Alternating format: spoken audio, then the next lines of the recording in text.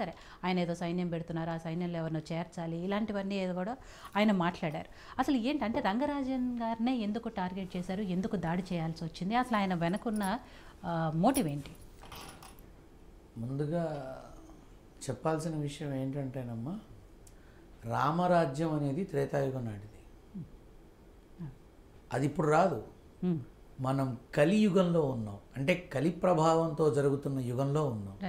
అయితే ఒక పైశాచికత్వంతో, ఉన్మాదంతో తాను అనుకున్నది సాధించటం కోసం, తన కోరికలు, వ్యామోహాలు, ఇష్టాలు తీర్చుకోవడం కోసం బలిపశువులుగా కొంతమంది యువకులని కొన్ని శ్లోకాలతో, కొన్ని పదాలతో, కొన్ని మాటలతో తన వైపు తిప్పుకునే ప్రయత్నం చేసుకొని వాళ్ళకి అక్కర్లేని ఎన్నో రకాల ఆశలను చూపించి సహజంగా వేటి కోసమైతే ఆకర్షితులవుతారో ఆ ప్రకారంగా వాళ్ళని తను లోబరుచుకొని తను అనుకున్నది సాధించే ప్రయత్నంలో ముందుకు వెళుతూ ఏరి కోరి బలం లేని వాళ్ళు, బలహీనులు, చాలా వరకు దూరంగా ఉండేవాళ్ళు, ఏ అండాదండా లేని వాళ్ళు ఎవరు ఉన్నారు అనే క్రమంలో ఈ రకంగా చేస్తున్నారని చెప్పడానికి ఈ చిలుకూరు బాలాజీ యొక్క ఘటనే మనకి మూలమని చెప్పచ్చు. అమ్మ, రంగరాజన్ గారు మీకు అంటే చెప్తున్నాను, నాకు 35 ఏళ్ల అనుబంధం చిలుకూరు బాలాజీ దేవస్థానంతో. నేను నా చిన్నతనంలోనే వెళ్ళి ఆ ఆలయాన్ని శుభ్రపరిచి, ఆ గర్భగుడిని శుభ్రపరిచి, ఆ నాన్నని అంటే బాలాజీని చక్కగా అభిషేక ద్రవ్యాలతో శుభ్రపరిచి, ఏకవస్త్రంతో చక్కగా అన్నీ చేసి పరిపూర్ణంగా సేవ చేసుకుని అన్ని అలంకారాలు పూర్తి గావించుకొని వచ్చిన వాడిని. నేను గోపాలకృష్ణన్ గారిని చూశాను, సౌందరరాజన్ గారిని చూశాను, సుందరరాజన్ గారు, తర్వాత ఇప్పుడు రంగరాజన్ గారు, అందరినీ చూస్తున్నాను. ఎప్పుడూ కూడా చిలుకూరు బాలాజీ దేవస్థానంలో వచ్చిన భక్తుల కోసం ఏమి చెయ్యాలి అనే ఆలోచన తప్ప ఇంకొక ఆలోచన లేని మహానుభావులు. అటువంటి వారు ఊరికి చివర, గుడి చివరే ఉంది, వాళ్ళు చివరే ఉన్నారు. ఎవరు వచ్చి ఏం చేసినా ఏ స్థితిలోనూ ఏ గతిలోనూ ఎప్పుడూ కూడా ఈ ఇబ్బంది అనేది లేదు. కానీ నాకున్నటువంటి ఒకే ఒక్క విధానం ఏంటంటే, ఆ చిలుకూరులో అడుగడుగు నాకు తెలుసు. అరే, ఈ కారు వెళ్ళడానికి, బండి వెళ్ళడానికి ఆ టికెట్ ఏదో లేకపోతే అవే పంపరు కదా. 20 మంది అటువైపు వెళుతున్నప్పుడు ఎవరు చూడకుండా ఉన్నారా అనేది నా ప్రశ్న. ఒకటి. రెండోది, వీళ్ళు వెళ్ళడం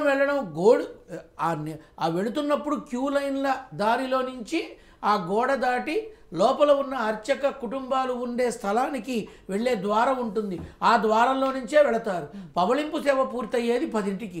ఆ తర్వాత నుంచి అన్ని షాపుల వాళ్ళు ఉంటారు, సర్దుకుంటూ ఉంటారు. మళ్ళీ బ్రహ్మ ముహూర్తం 4ంటికల్లా తెరుస్తారు. షాపుల వాళ్ళు 5ంటికి తెరుస్తారు. ఈ సమయంలో వాళ్ళు ఉంటారు.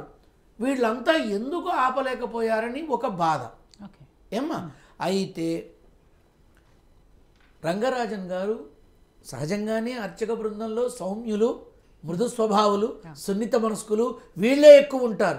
భగవంతుడు పూజ, అర్చన, సేవ వస్తే భక్తులకి చేయాల్సినటువంటి కార్యక్రమం ఇదే ప్రపంచంగా ఉంటారు. ఇంకొక ఆలోచన ఉండదు. ఇటువంటి వాళ్ళలో ఏమీ చెయ్యలేని ఒక బలహీనమైన వర్గం ఏది? చిలుకూరు వర్గం అని ఎంచుకొని వెళ్ళారా అనేదే నా అనుమానం. ఎందుకు అంటే అక్కడ ఏముండదమ్మా. అది దేవస్థానం అనేది ఎవరికి సంబంధించింది కాదు, చిలుకూరు గ్రామానికి సంబంధించింది. ఏ రకమైనటువంటి విధి విధానాలని దేవాదాయ శాఖకి సంబంధించింది అని ఏ రకమైన ఇది ఉండదు, హుండీ ఉండదు, ఏ రకమైనటువంటి ఇతరత్ర సేవలు ఉండవు.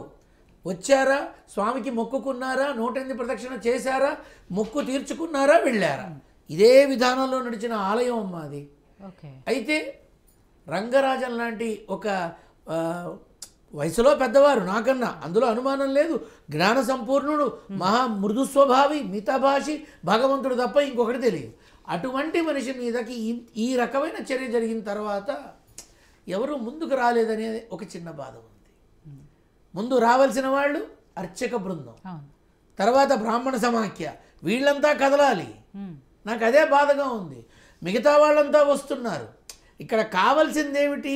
మనం మనలోనే ఐక్యమత్యాన్ని ఎందుకు లేకుండా చూపిస్తున్నాం? ఇది నా ఆలోచన. నేను ఇక్కడ ఉన్నది ఉన్నట్టుగా సూటిగా సుత్తి లేకుండా మాట్లాడతా. ఖచ్చితంగా లేనిది మాట్లాడను, ఉన్నది దాచను. కరెక్టే మీరు అన్నట్టు. అంటే దాడి తర్వాత చాలామంది రాజకీయ నాయకులు వెళ్ళారు, అధికార పార్టీకి సంబంధించిన వాళ్ళు వెళ్ళారు, ప్రతిపక్షాలకు సంబంధించిన వాళ్ళు వెళ్ళారు, అందరు వెళ్ళారు, పరామర్శిస్తున్నారు, దీని మీద మాట్లాడుతున్నారు. మీరు అన్నట్టు అర్చకులు కానీ నిందలు పడ్డ వాళ్ళు రాలేదే, అదే అండి బ్రాహ్మణ సమాఖ్య రాలేదు, అర్చక బృందం రాలేదు. అతి దారుణంగా హేయంగా న్యాయ వ్యవస్థని అంటే న్యాయమూర్తుల్ని కూడా ద్వేషించి మాట్లాడడం జరిగింది. వాళ్ళు రాలేదు. చట్ట వ్యవస్థ ఈరోజు పోలీసు వ్యవస్థలో పోయిన మొబైల్ ఫోన్లు కూడా పట్టుకొని తిరిగిస్తున్నారు. అటువంటి రక్షణ శాఖ అయిన పోలీసు వ్యవస్థని కించపరిచాడు, వాళ్ళు రాలేదు. అదే నాకు అర్థం కాలేదు. మిగతా వాళ్ళందరూ వచ్చి పరామర్శిస్తున్నారు. అలా వచ్చి పరామర్శించడం వల్ల ఆయనకి కొంత మనోధైర్యం ఇవ్వడం అయితే జరుగుతుంది, కానీ అది సరిపోదు.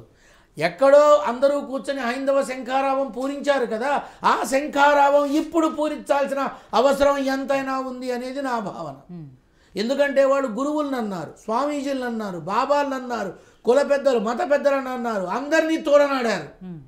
వీళ్ళంతా ఒక్కసారి వచ్చి చప్పట్లు కొడితే ఆ చప్పుడికి గుండాగి చస్తారు వాళ్ళు, కానీ రాలేదు. అదే నా బాధ. సో రవి గారు, ఇప్పటివరకు సరే దాడికి కారణాలు ఏంటి, దీని వెనక ఎవరున్నారు, ఏంటి, ఏం జరుగుతుంది, అండ్ ఆయన బాధ ఏంటో, అంటే నిజంగానే బ్రాహ్మణ సంఘాలు కానివ్వండి, అర్చకులు కానివ్వండి, ఇక్కడ మనోధైర్యంతో పాటు ఐక్యత కూడా అవసరం. కాబట్టి వాళ్ళందరూ రాలేదు అనేది ఆయన బాధ. సరే ఎందుకు రాలేదు, వాళ్ళు ఎప్పటికైనా స్పందిస్తారా లేదా అనేది చూద్దాం. బట్ ఇక్కడ అధికార పార్టీగా కాంగ్రెస్ పార్టీ కూడా, ఈవెన్ ముఖ్యమంత్రి రేవంత్ రెడ్డి గారు కూడా ఆయనకు ఫోన్ చేసి మాట్లాడారు, ఈ దాడిని ఖండించారు. బట్ ఏం జరిగింది అనుకుంటున్నారు అసలు, ఎందుకు ఇదంతా కూడా? అంటే రామరాజ్యం అనే పేరుతోనే అ వీర రాఘవ